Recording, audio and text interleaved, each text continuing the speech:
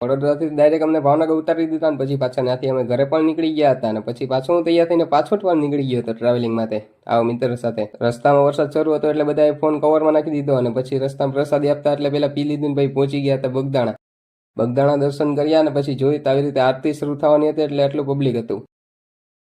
દર્શન કરીને અમે નીકળી ગયા હતા જમવા માટે.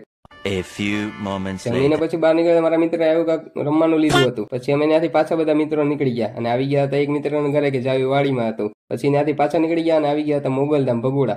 અહીંયા મોગલમાંના દર્શન કર્યા. બેઠા બેઠા પાછું અમને કઈ ઉજ્યું નહીં, તમે ગેમ શરૂ કરી.